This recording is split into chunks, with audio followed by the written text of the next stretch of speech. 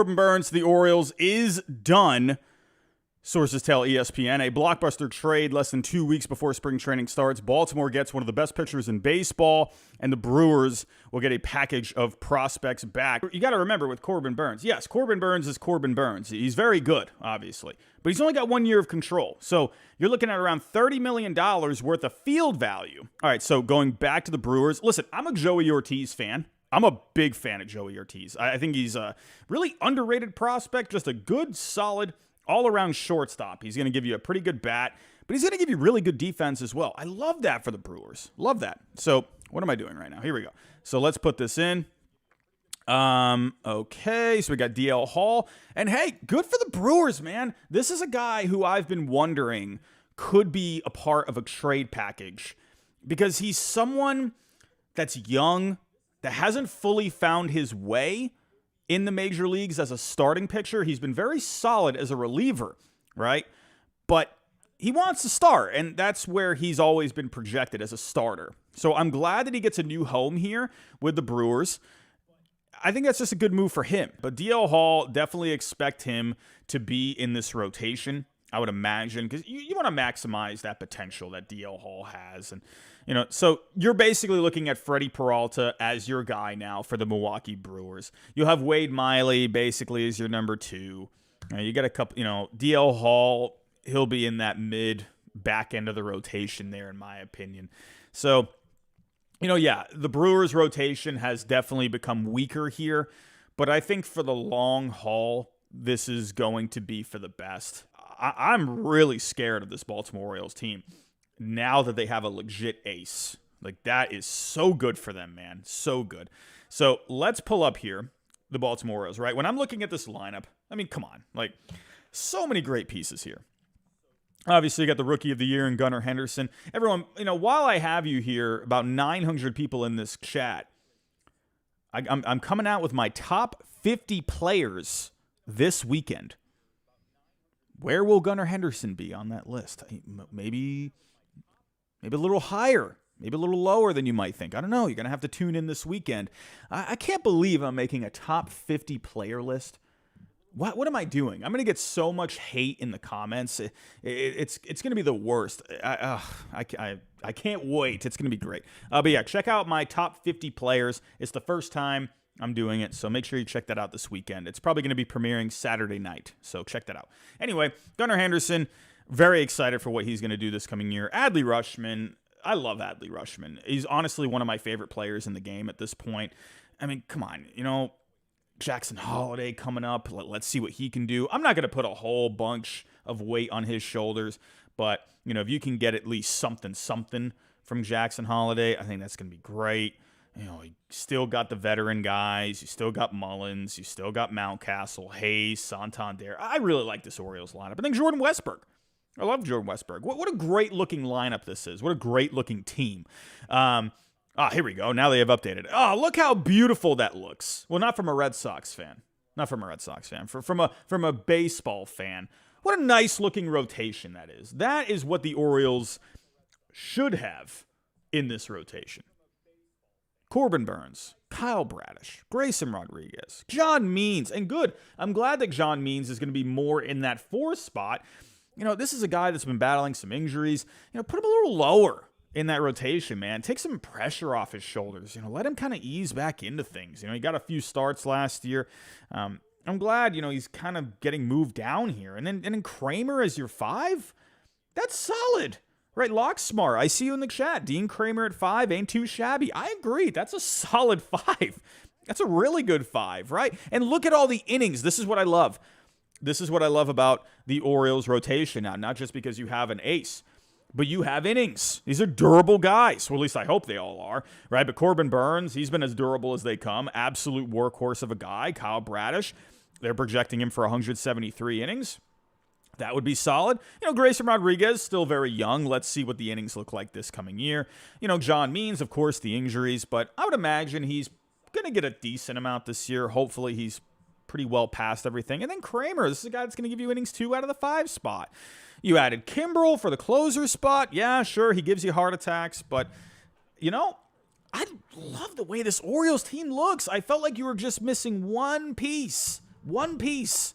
And that was it right there. And it feels like, you know what this feels like? Remember the old, when you had the DVDs? I know we got, probably some younger folks in here, but, people that are in this chat that are maybe in their 30s, 40s, right?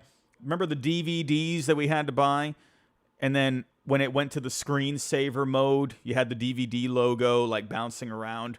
But when it went into that corner, like perfectly, that's how this feels, right? That's like exactly what you needed. Just a perfect addition. I love it. I love it. It'd be great if they had Batista still in this bullpen. Could you imagine if Batista was in this bullpen? Oh, man, oh, man. Man, oh, man. What a good-looking team. What a good-looking team. What else is there to say? This is exactly what they needed. Now, what could this mean for some other trade candidates out there? What does this mean for Dylan Cease? What does it mean? I don't know. I mean, at this point, could this maybe... Again, Dylan Cease is a little different because he has 2 years of control. But could this possibly, now that we've seen what the return is going to be, Cease and Corbin Burnes, they're pretty close in value. Because Corbin Burnes, with the talent that he has for 1 year, is still going to be behind Dylan Cease because he is talented as well, but has that extra year of control. So, still not far apart, though, right? Just the talent of Burnes really makes up that value, right? Dylan Cease, you're looking at around, anywhere from like a $40 to $50 million value.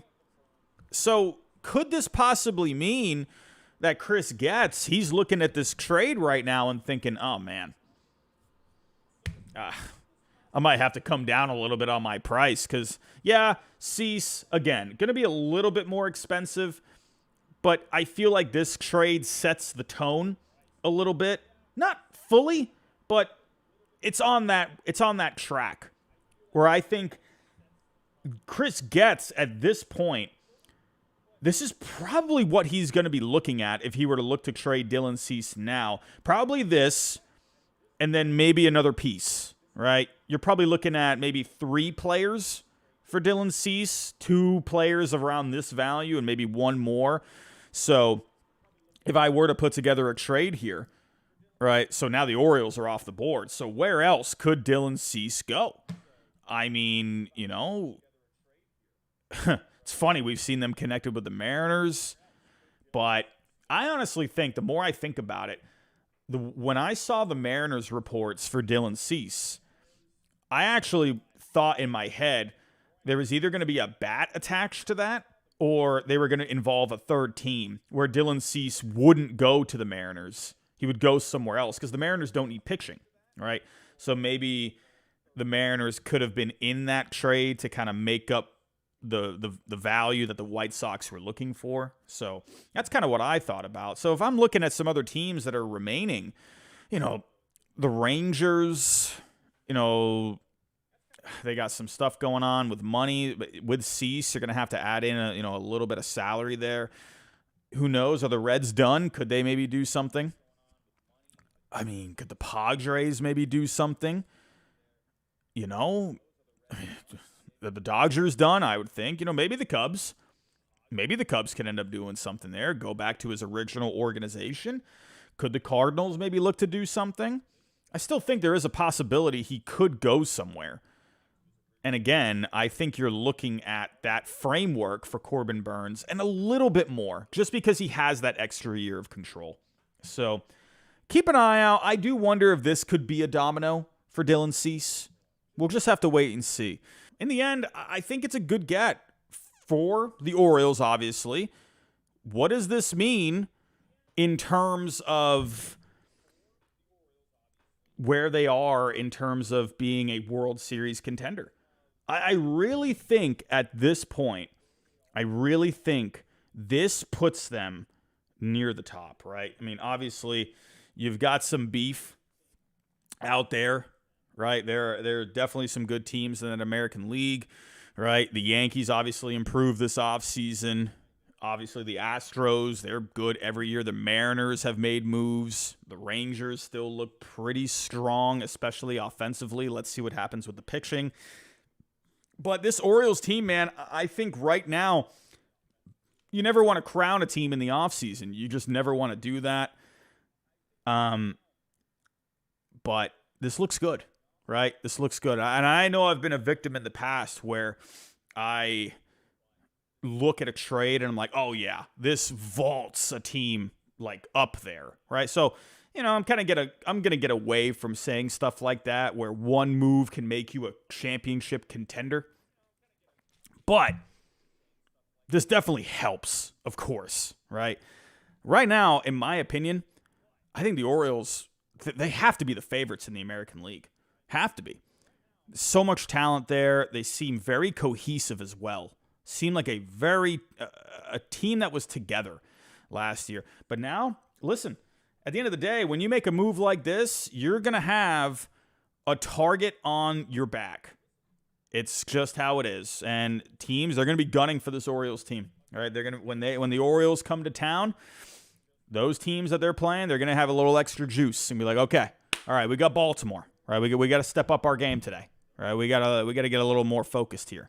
So the Orioles, I think they're going to have some adversity this year, but I think they have a team that is very well equipped to once again have a great season, obviously. It's like they didn't really get worse. But what I love about this, and it's really funny, because I actually thought about this today. It was like one of those little thoughts that pop in your head during the day, and then you forget that you even thought about it, but now I remember it. I thought about Kyle Gibson today, and I'm thinking like, man, I wonder, that's a lot of innings they lost. A lot of innings they lost. Yeah, say what you will about Kyle Gibson, but to me, I think he's an underrated guy, right? Yeah, he's not going to have the big flashy numbers. He's not going to have that. But what he gave you was innings, right? He made his start every fifth day. He was a good, solid pitcher for you in that rotation. And you lost him. And I'm thinking in my head like, man, it's so funny that I thought about that today. Now that I'm thinking about it, I'm like, man, but... So, and I thought to myself, is that going to hurt the Orioles, right? Losing that many innings? That was a guy who threw almost 200 innings, right? Innings are underrated, in my opinion. Everyone wants to look at the advanced numbers, the velocity, the stuff. But sometimes I love that stuff too, but I'm pretty traditional. I like just some good, solid 200 inning seasons, even if it's an ERA at around 4. I still like that. I'm a big fan of that because I think you need those guys to help carry you to the promised land. Yeah, maybe not rely on those guys when it comes to the postseason, right? But you need those guys to help you navigate the season, right? To help you keep that rotation together, right? Those glue kind of guys. And I thought, man, they might be in trouble. They lost some glue. So will they be able to keep this going? But now... I'm not worried about this at all because you just added a guy that's been an absolute workhorse. And he's a guy that just so happens to be an ace. What a great move for the Orioles. A+ for the Baltimore Orioles. A+ for the Brewers. If I were to give a grade for Milwaukee, it's tough, right? Because, you just traded away your ace. So Again, I feel like when it comes to grading trades, you can't really just grade it based off of the players you got back because you have to look at their situations, right? Grading trades is very situational to me. The Brewers, they're a team that wasn't going to be able to afford Corbin Burnes, right? So you're thinking, okay, what was the best possible move they could make? To me, I think the fact that you got a solid shortstop for the future in Joey Ortiz, I think is going to be a good, just a guy that I feel like could be an everyday guy. He's not going to be the most flashy, but just a solid guy. He's going to give you a good glove, a good hit tool. I like Joey Ortiz. What can I say? And then you got a guy with upside in Hall where, hey, the Brewers at this point, what else was out there for Burnes, right? So if I were to give the Brewers a grade, sure, it would have been nice to maybe get one more prospect out of it.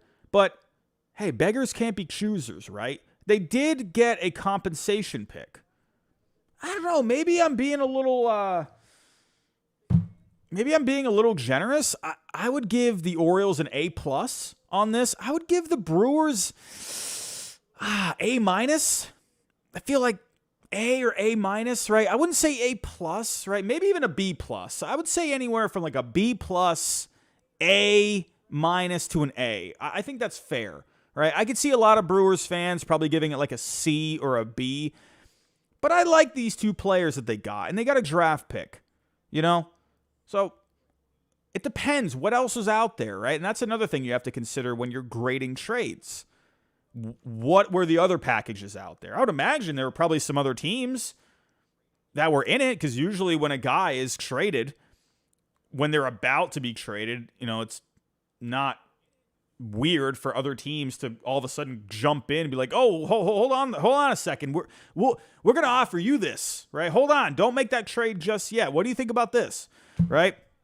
So it's difficult to fully gauge it, right? Because we don't know what the other teams were, or if there were any other teams involved and what other packages were proposed. If this was the best possible one, I'm okay with it. It's a Brewers kind of a trade.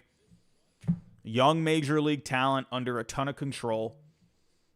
I like it. And I feel like someone like Ortiz is a high floor kind of a guy.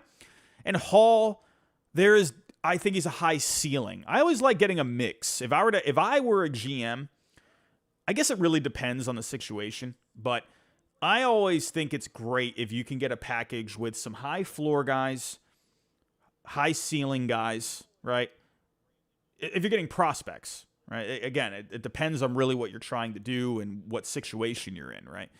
But if it's me, if I'm the Brewers, I think that's really a good idea, right? High floor, high ceiling, and hey, you got a draft pick too. That's pretty good.